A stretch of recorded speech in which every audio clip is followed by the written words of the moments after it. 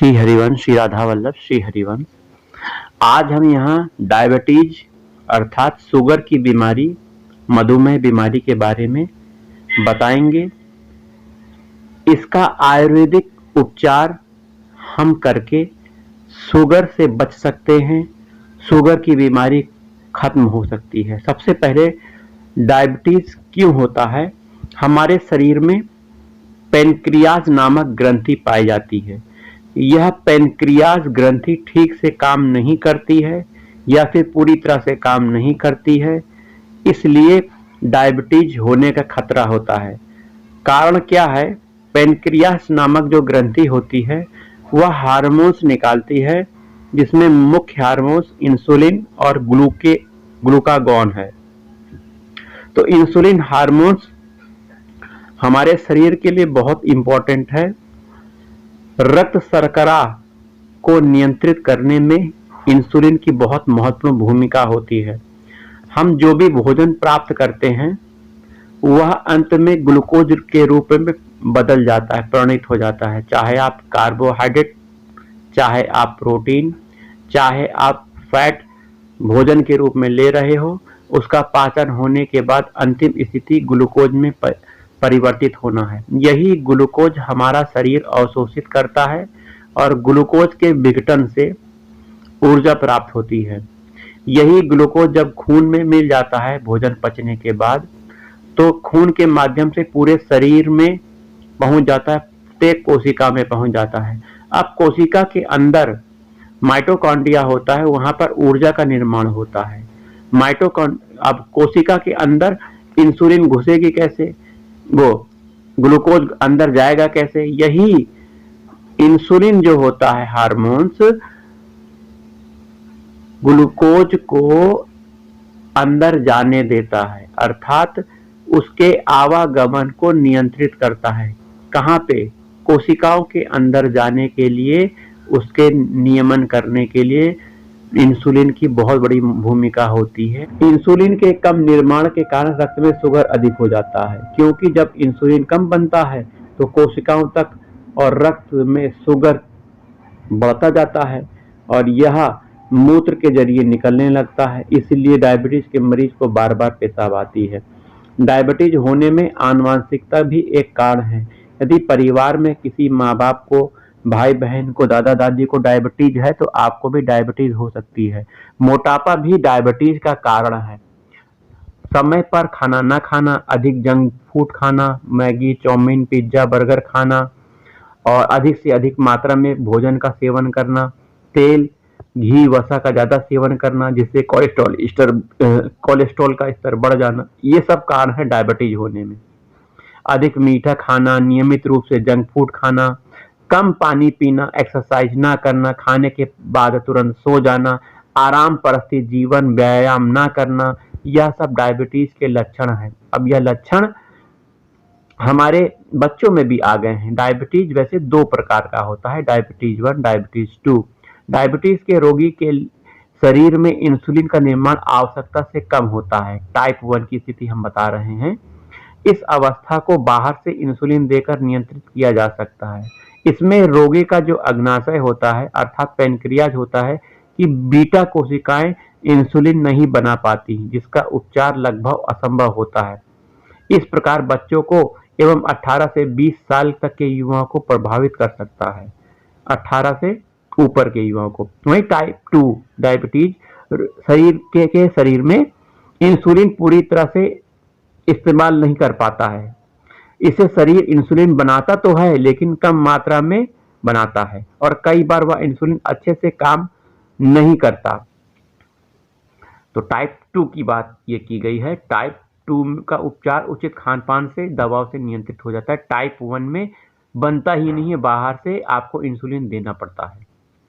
तो डायबिटीज के अगर लक्षणों पर चर्चा करें तो अधिक पेशाब आना, भूख लगना, बार बार भूख लगना, प्यास लगना, हमेशा थका महसूस होना, वजन बढ़ना या कम होना, त्वचा में खुजली होना, उल्टी का मन होना, मुंह सूखना, बाहरी संक्रमण के प्रति शरीर संवेदनशील होना, नेत्र की समस्याएं जैसे धुंधला दिखना, अधिक पेशाब आने शरीर में डिहाइड्रेशन होना, जिसके कारण बार बार प्यास लगना, कोई घाव होने पर उसका ठीक ना होना, समय से ठीक ना होना, महिलाओं में अक्सर योनि में कैंडिड इन्फेक्शन होने का खतरा होना। तो ये सब डायबिटीज़ के लक्षण हैं। अब डायबिटीज़ का थोड़ा सा उपचार हम करते हैं।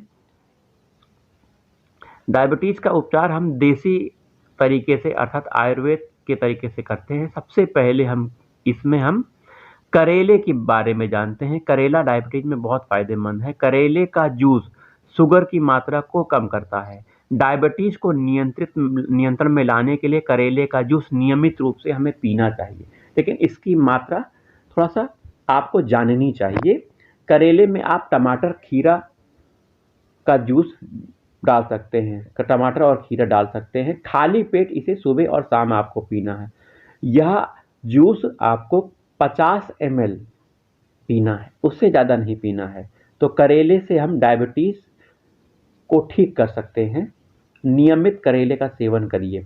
वहीं तुलसी भी डायबिटीज़ में बहुत फायदेमंद होती है। तुलसी में मौजूदा एंटीऑक्सीडेंट और जरूरी तत्व शरीर में इंसुलिन जमा करने वाले और छोड़ने वाली कोशिकाओं को ठीक से काम करने में मदद करते हैं। डायबिटीज के रोगी को रोज 4 से 5 पत्ते खाली पेट तुलसी का सेवन सुबह शाम करना चाहिए।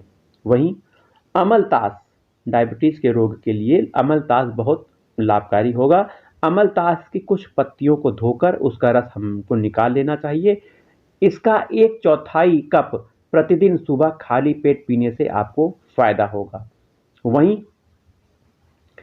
सलगम अर्थात टर्निप, डायबिटीज के इलाज में टर्निप बहुत फायदेमंद है।